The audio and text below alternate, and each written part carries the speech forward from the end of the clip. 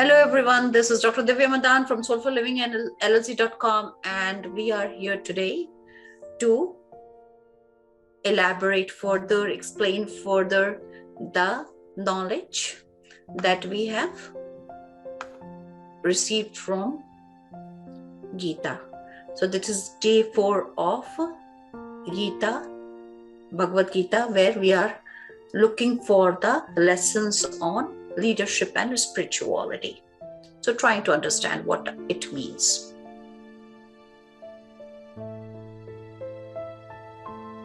So this is our 4th chapter, day 4.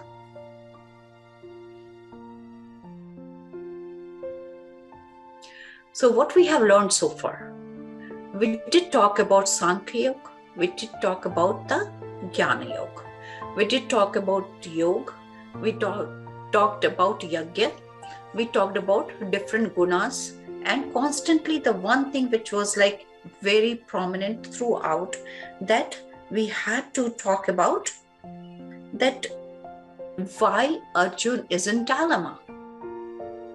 Arjun is standing in the battlefield and he's still in dilemma.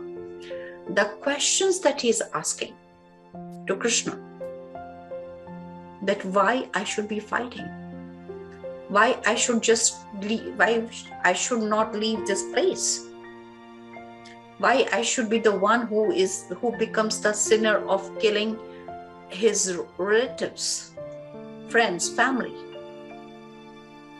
And constantly Krishna is trying to convince him in different ways that all he's doing is his job. He is just doing his job, nothing else. So he doesn't have to worry about whom he's killing or whom he's saving, what he's doing. He should just focus on what is being bestowed or commanded to him to do. If he has been chosen to lead the war, he has to lead the war. Even Krishna, his complete army is on the sides of Kaurav. And he knows there is a war going on. But Krishna is just playing a charioteer and one who is the leader, one who drives. His job is to lead in a right way, right? Anyone who's leading your life, leading your car, they should be in a complete knowledge.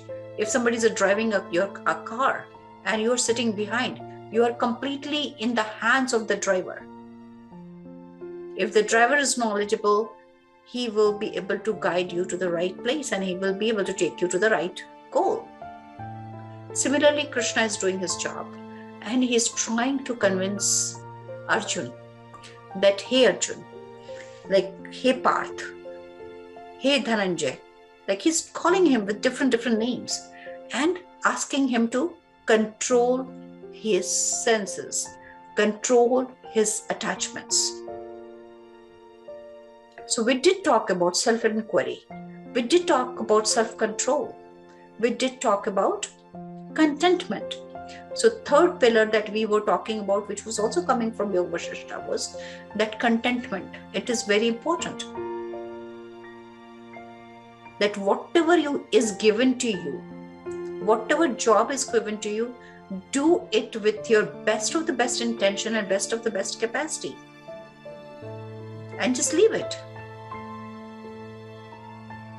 Again. And then here in this chapter 4, Krishna is telling Arjun that what the Updesh, the sermon that I am teaching you right now, I gave this to the son, the God, son. And son gave this knowledge to his son, Manu, and the Manu gave this knowledge to Ishqchowaku, the king Ishqchowaku. So Ishqchowaku was the ancestor of Lord Rama.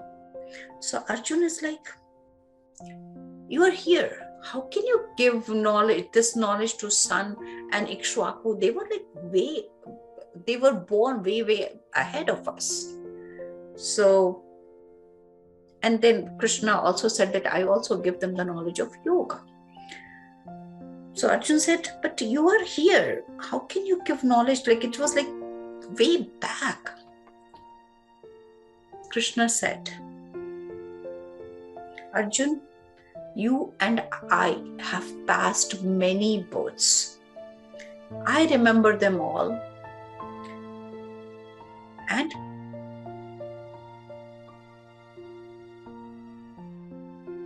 births. We all have that knowledge within.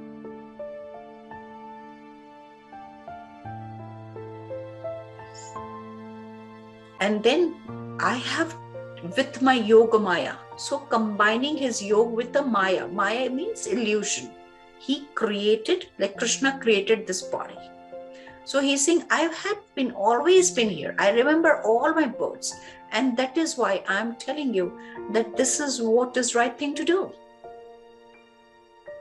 I am the wisdom. And what you see me today is my manifestation of a human form which I have created with my power of yoga maya.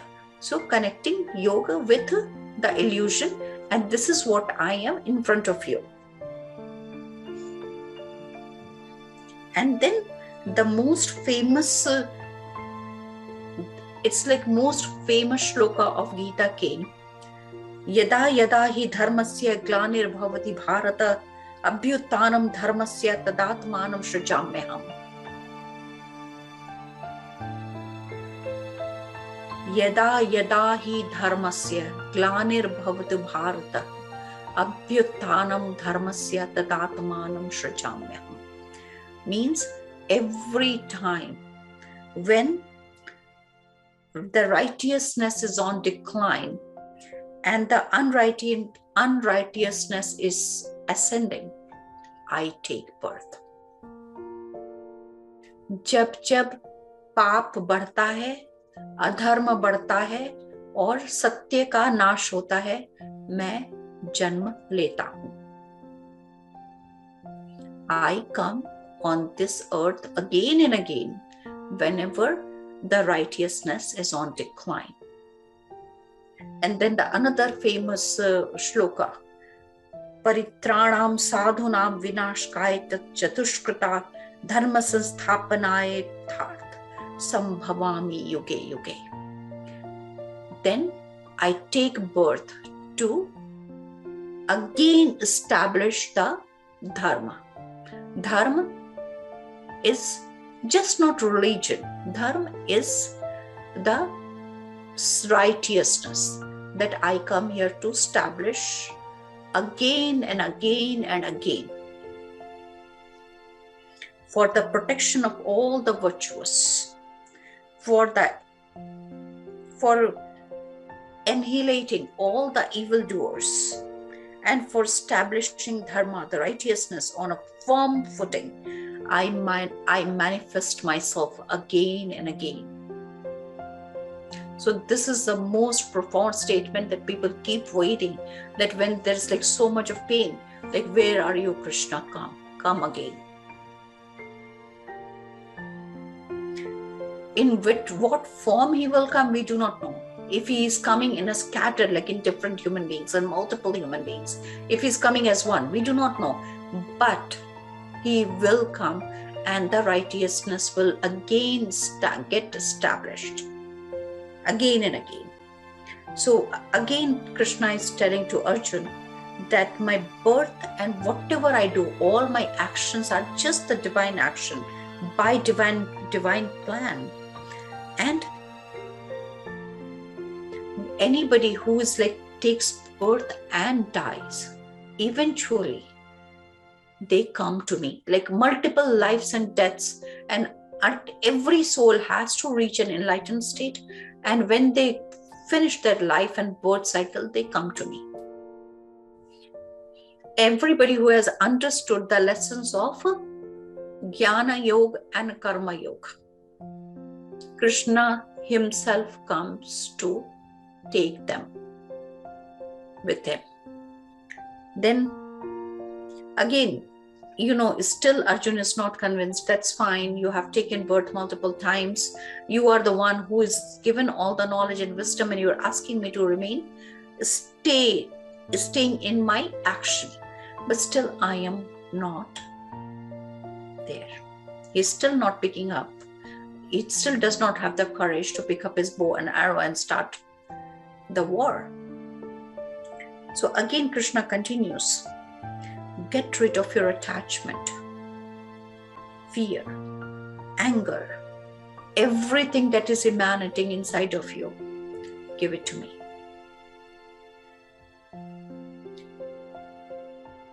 And focus on the wisdom. The wisdom that can only take you to across the ocean of life and death. Because we all are coming and going and coming and going and coming and going, life and death, life and death, life and death. Ultimately, we all want to get out of this. We do not want to be the part of the wheel. And coming out of the wheel is only possible when we are firmly established into the wisdom, into the knowledge.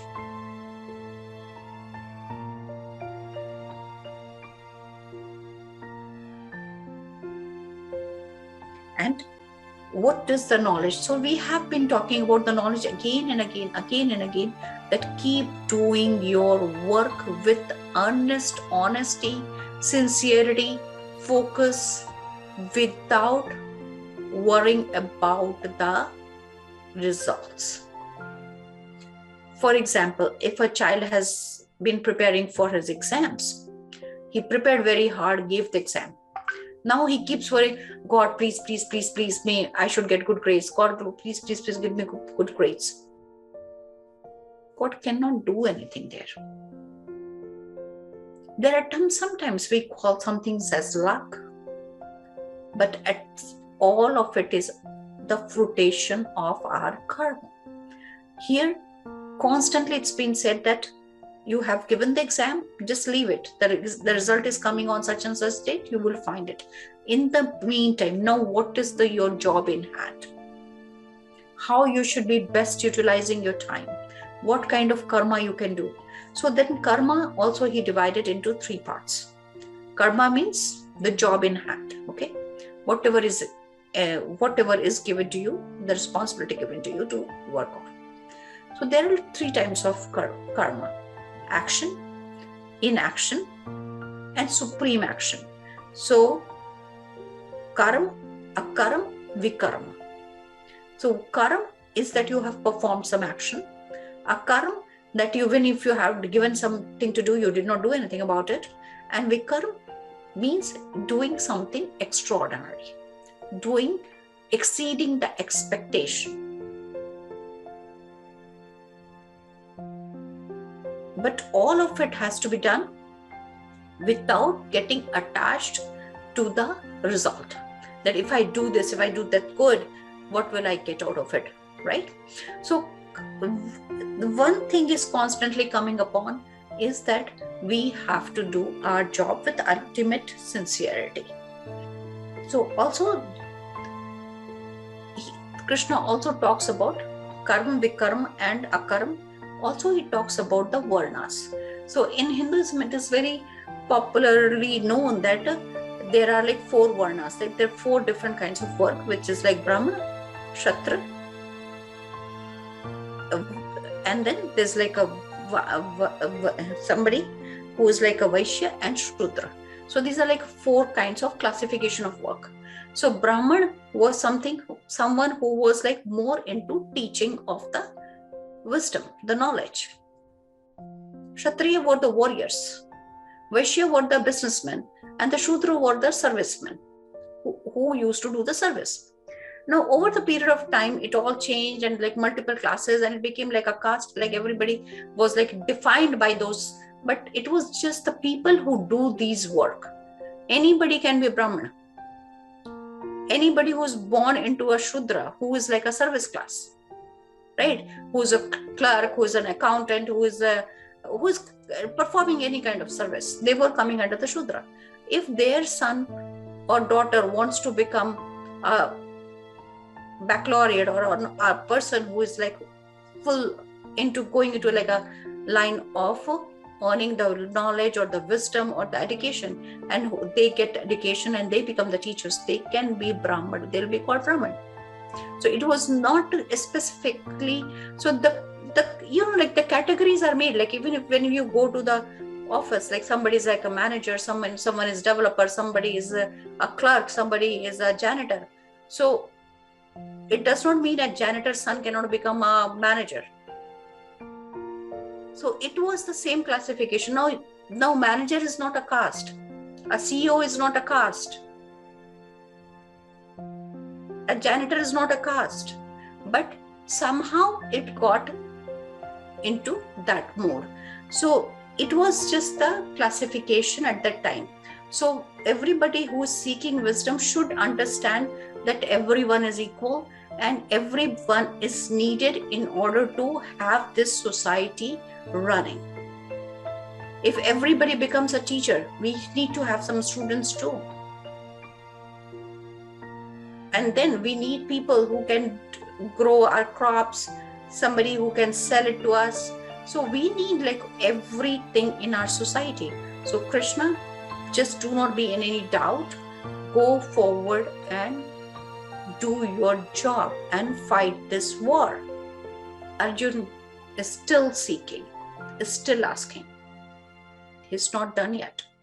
And probably these questions were asked, like Arjun was the medium to ask these questions, so that today, after 7,000 years, we are also talking about it. This profound wisdom, which is applicable in our day-to-day lives. That whatever action we do in our home, in our offices, wherever, it has to be coming from the place of service, coming from the place of I am doing the work of my Supreme. Let me just do this with utmost honesty and sincerity, and let me come back. So this wisdom and knowledge, the seeker will ask this knowledge, that how do I remain in peace? How do I remain in self-control, in self-awareness, in contentment? How do I stop envying or being jealous or being the servants of sleep, anger? You know, like when somebody is sleepy, gets very angry if they cannot get to sleep. If somebody is very hungry, gets irritable. So what happens at that time? That person becomes servant to their senses. The senses could be anything. Hunger, sleep, anger, rage, taste, cravings, attachments, all are the senses. Me, mine, right? So the seeker, when they are in the pursuit of finding wisdom, what do? They seek teacher. The teacher who can teach them, make them understand that they are themselves are the Brahma. So people do ask, why am I born? What is the purpose of my life? Not everybody does. Only the seeker will start seeking it. And once they start seeking this wisdom, who am I? What's my purpose? Why am I here? What was the need of taking this birth?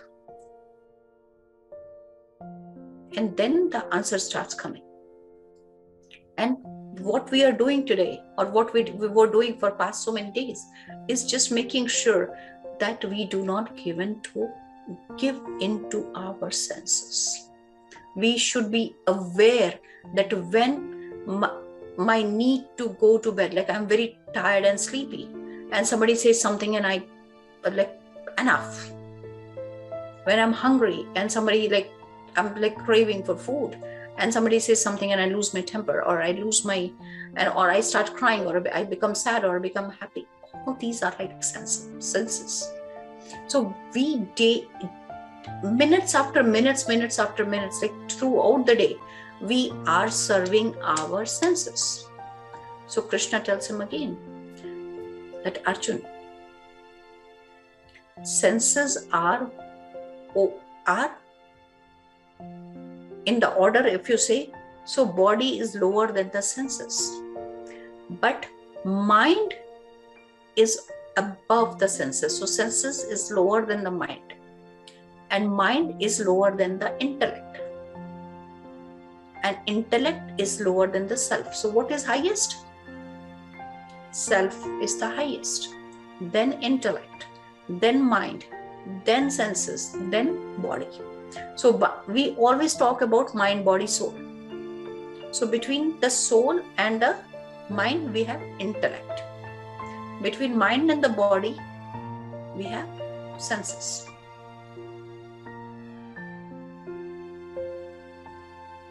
So we all talk about life force energies, right?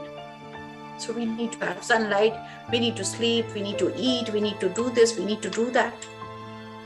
What we are constantly trying to do, it's to satisfy our senses so that our mind does not go bonkers.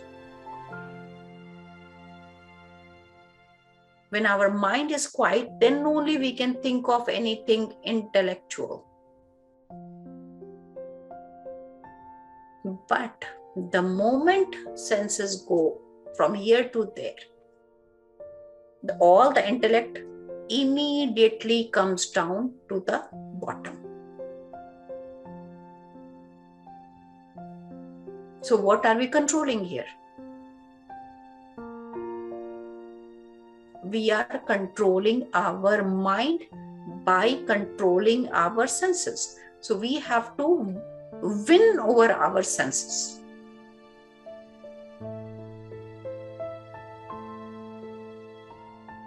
All right? You all can keep writing your questions so that we can discuss towards the end.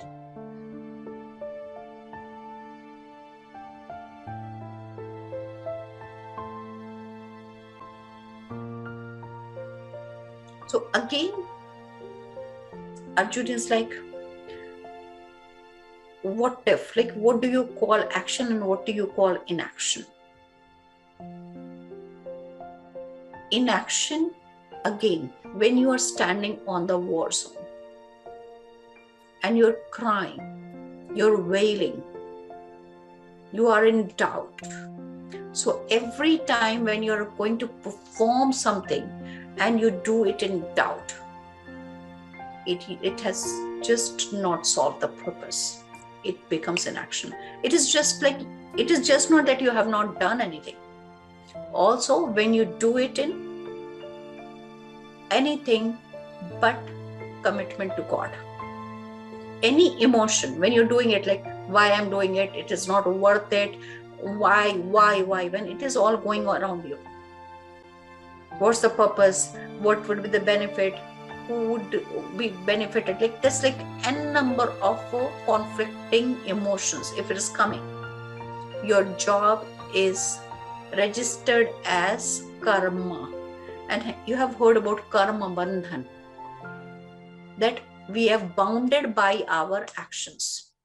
So this inaction, so when it falls into the category when it was conflicting, it was doubtful, it was done due to the fear or greed, it has come into the category of inaction, and that is the bandhan you have created, and now you have to come back to close it. Until you do that job with complete dedication, you will keep coming and going back and forth. All right. So the next question was, okay, I get the understanding that I should not be in doubt, but can you explain to me why we are created? What is the purpose of creation?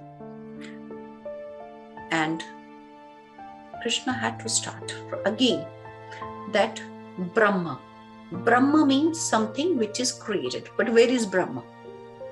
What is the creation? How do we define creation? So it is again a very famous quote, very famous shloka, that Brahma, and he constantly Krishna talked about yagya. Yagya means performing the sacrifices. Performing the sacrifices means if you have given up your sleep, or if you have given up your food, or if you have given up something, it is like the sacrifice that you are giving. Or people who just do the homam and they put like naivedya and this and that, that is another kind of yagya. But yagya is constantly happening. So when he asked about Brahma, what is Brahma? He said the one who is sitting on the yagya. Like if somebody is doing the yagya, performing the yagya, the performer is the Brahma, and the havan kud in which the ghee is getting poured, that is also Brahma.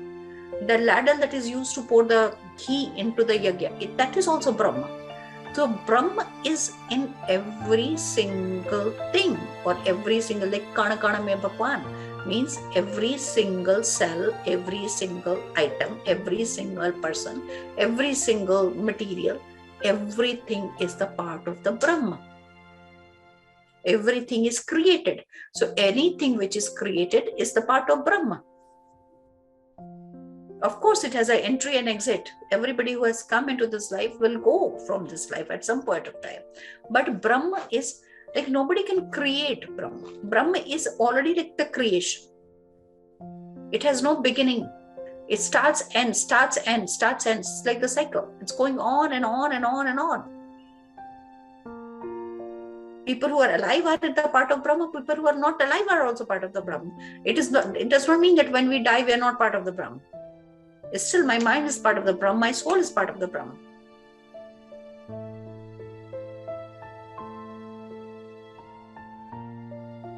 So, when somebody sacrifices themselves for the Brahma, sacrifices means that when they give themselves to the Divine Lord, that now I have given myself to you. You can use my body the way you want. You can use my mind the way you want. You can use my soul the way you want. And you constantly pray to the divinest of the divinest, the highest of the highest energies, the Krishna. So here we are talking about Krishna consciousness, that, hey Krishna, you take me. You take my mind, you take my body, you take my soul. So when we give our body, mind and soul to Krishna, who will the thoughts will belong to? Whatever we eat, who will it belong to? Whatever we hear, see, taste, touch, everything, where does it belong to?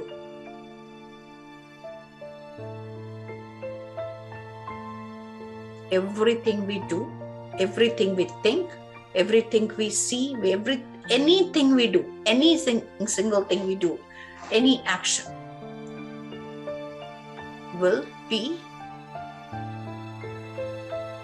an inaction in a way that we have understood that we are not the doers. So that the moment we come out of that, even the perception that I am doing it,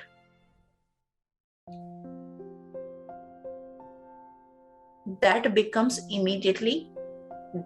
So when I'm saying I'm not the doer, he's the one who's doing it through me.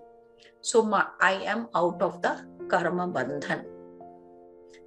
Karma, so a karma will start when we are in doubt. So now I have no doubts. All my action belongs to the Supreme God. I have intended that anything I do belongs to you. And once we have truly given that action to the God, and next day if I'm not checking my bank account, or if I'm not checking, yes, I have to survive. So there are certain rules. But if I'm fixated upon day in, day out, I'm counting, then I have not served the purpose of giving my action to the Supreme. So yes, everybody at the end of the month who is working in the office will get their salary. And yeah, so they're expecting the 30th we will get the salary, but wait till 30th, it will come, right? If you are in a business, you expect something back, but that expectation is like, yes, this is what it is, but we are not harping over it. We're not losing our sleep over it. That is not our purpose. Our purpose is to do our job. The returns will automatically come. Howsoever will your action be, your results has to come. It is not that you have written your exam and you are not waiting every day, you are not chanting, oh, what will happen on 30th, what will happen on 30th, what will happen 30th. You know the results are coming 30th. But from 1st to 30th, if you have kept like chanting what will happen on 30th, it's not going to change anything. And rather, it has created the karmic bandhan, because at that time you could have done something else which could have been more fruitful, versus what will happen, how much marks I'll get, how much I will not get, will that happen, yes, you should do the self-assessment, doesn't matter. But okay, I have done my assessment, let's see. In the meantime, let me just review it again, let me just do this work, let me do this time, maybe I should start something, but just keep moving forward. So as you keep moving forward and keep doing things, your sacrifice is getting registered into the universe. Whatever addition you are doing, whatever access you're doing, whatever things you're indulged in. Now, if you're sitting, okay, so now my exam's over, let me just play the video game all day. What exactly is happening? You are allowed to entertain yourself, but you're not allowed to entertain yourself 24/7.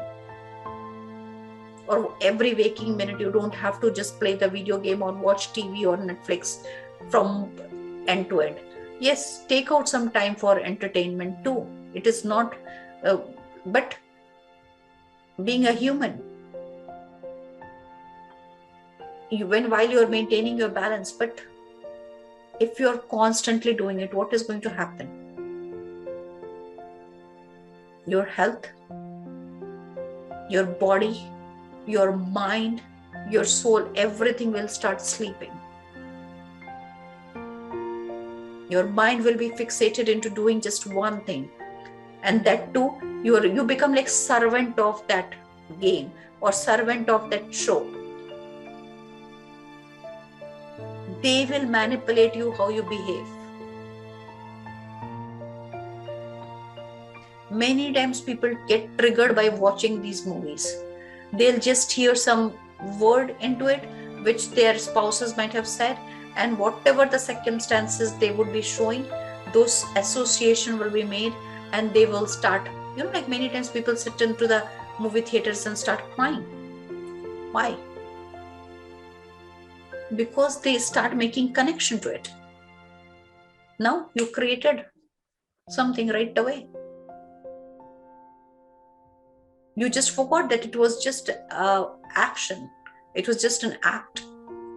You just got involved. You start playing into their game. So the movie maker, whosoever it is, they managed to capitalize their influence on your mind. They made you sit through at one place for 3 hours, jeopardizing your circulation, jeopardizing your movement, jeopardizing your health, maybe jeopardizing many other things that you would have done in those 3 to 6 hours that you have passed watching. So leadership is what? Lead yourself. Do not allow any rogue to become your teacher or your leader or your driver. I'm not against anything which is fun, but always right quantity. Even a medicine, if you just drink the whole bottle, you'll not get better, but you will rather get sick. So everything in control. All right. So we were talking about sacrifice. So also sacrifice could be if somebody keeps their mind in control. Even people who are doing regularly the pranayama and exercise and keeping their body healthy is also a service to God. If they're keeping their mind in control, it's also a service to God. If they remain aligned to their purpose without worrying about the results, they are doing the service to God, or highest of the highest, supreme consciousness. Some people also do like dhan, right? They donate. Some people do sevas, volunteer at different places. So these are all sacrifices. Some people take care of animals, some people take care of plants. So whatever is in your capacity, do the service. Whatever is given to you, do it honestly. Do the service.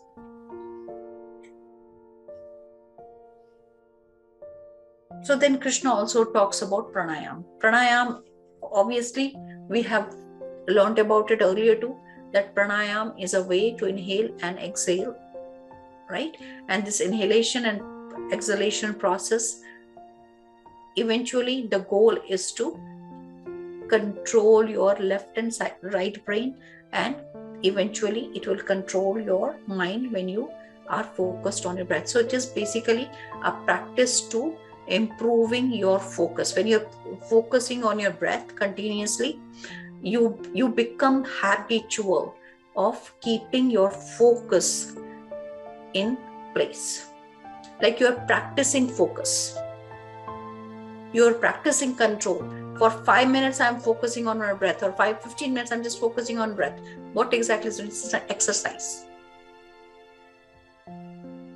right? To keep your center in place. So again, Krishna says that when all these sacrifices are made, what do you get? When you're doing the service, when you have served somebody, you have volunteered, you have helped somebody, what do you get out of it? A soul satisfaction. If you get the satisfaction after doing a job, that is the nectar that you get out of the sacrifice that you have performed, and that is what yogis consume. The peace, the contentment, that is what is allowed to be consumed by a yogi. One who is for the supreme, and that has offered a supreme sacrifice. Supreme sacrifice is what that you have offered. Whatever you did was for the service of the supreme consciousness or Krishna consciousness. And that is the only way that you can be freed from the cycle of birth and death. And then again, Krishna says that this wisdom, if you imbibe this wisdom, this is the only way to get the enlightenment. And also we have talked about crossing the ocean of life and death.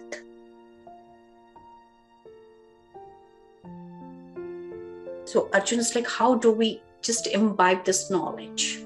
Like you are telling me right now, but I do not know if I can still grasp it completely. So he said, you will be eventually able to grasp it, but right now, anybody other than you also wants to know this knowledge, they have to be surrendering to the seers, to the people who can impart you wisdom. Surrender. Give them the service, give them the love, give them the affection, serve them in every way possible, so that you can get this nectar of the wisdom, which can take you to the highest of the highest position. And you will not be dwelling into this petty things. So people who have achieved enlightenment, ignorance will not delude them. Because whenever we say that we cannot do something, I told you, it is ego. Because there's nothing impossible for any human being. Yes, we are not talking about Prakriti, but those doubts that if somebody is given to me and I cannot do it is also an ego, because we do not, if we trust a supreme consciousness, we can get these vibrations in and we can perform anything with ease. Anything is tough. Whenever we say this is too tough, I cannot do this, all of this is like the part of ego. So people who are enlightened, and then you are like, sometimes like, I'm guilty of this, I have done this wrong, or I regret this. Every single of these words is coming out of ignorance. If somebody is in the wisdom, all this ignorance will drop, and any pain in your life, you will understand what ignorance on your part has caused it, and you will be able to drop it like this. So any person, even if they have done like hundreds and thousands of sin, we have studied the story of Angulimal, right? Anybody who has done like sins after sins, does not matter. The moment they get into the lap of knowledge, the moment they start understanding this wisdom, they are the candidates to get the enlightenment.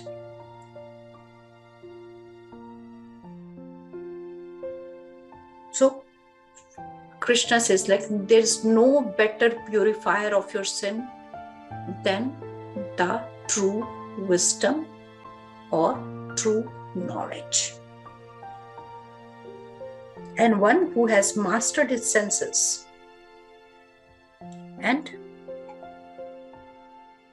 devoted his practice and is full of faith, who attains knowledge and have the revelation of truth, has to reach to the highest of the highest realization. And anybody who doubts gets back to the cycle. So towards the end, Krishna, and the end of chapter 4 is like, just give all your actions to me.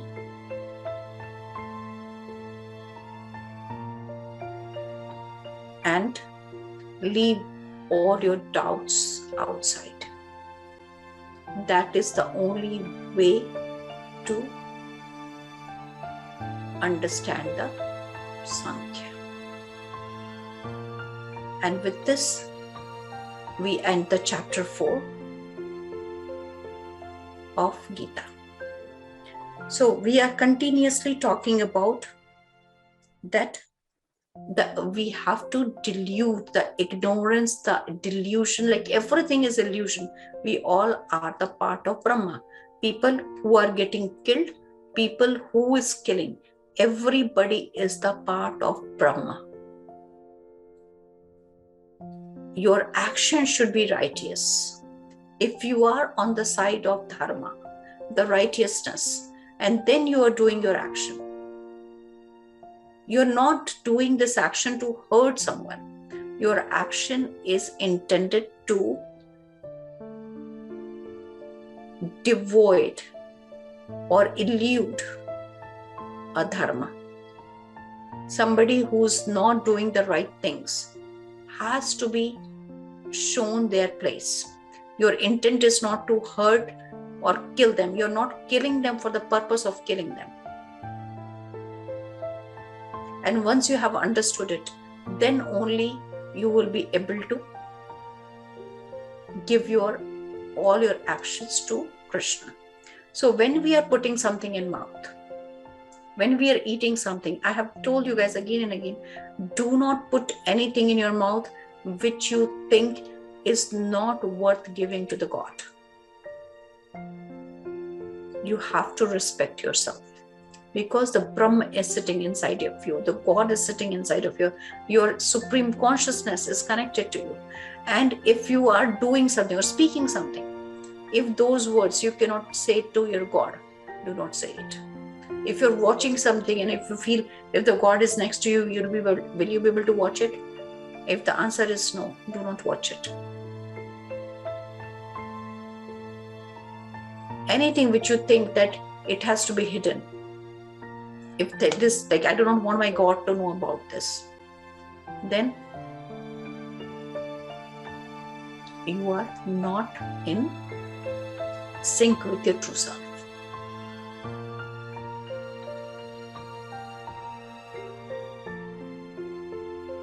So understand what your role is, whatever is given to you, do it with utmost honesty, sincerity. So let's just close the session today, and tomorrow again we will delve further into Sankhya and Gyana. All right. So let's close the session today with the gratitude to the divine. Hare Krishna, Krishna Krishna, Hare Hare, Hare Ram, Ram Ram, Hare.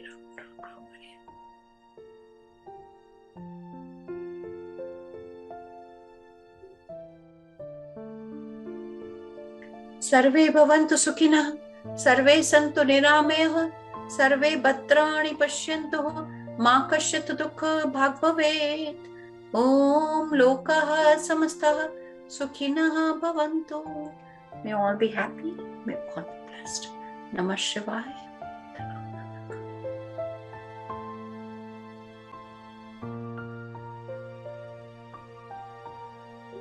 I will take if you have any questions for 5 minutes. Hello ma'am, Shravani ma'am, आप हम लोग जानते हैं कि ब्रह्मा यहाँ पे create कर रहा है, तो यहाँ पे सब ब्रह्मा का क्रिएट करा हुआ है, बट आप बोल रहे हैं कि यहाँ कृष्णा बोले है ना जो यहाँ पे हम ही गॉड है, यहाँ पे हम ही का माया जाल हमने छाया हुआ है, तो ये डिफरेंस मैं क्या समझूं मैम? ओ ब्रह्म देखो, हम लोगों का डिमार्केशन है कि ब्रह्म है, विष्णु है, महेश है, लेकिन सब एक ही है. मतलब like everything is coming from, वो रोल है. Krishna is a role, Brahma is a role. Okay. यहाँ पे कृष्णा अपने आप को सुप्रीम कॉन्शियसनेस बता रहे हैं, लेकिन सुप्रीम कॉन्शियसनेस का मतलब ये है कि वही ब्रह्म है, वही विष्णु है, वही शिव है. But it is just you can call it like supreme consciousness, or you can call it Krishna consciousness. It's one and the same thing. Okay. Thank you. Namah Shivaya. Namah Shivaya.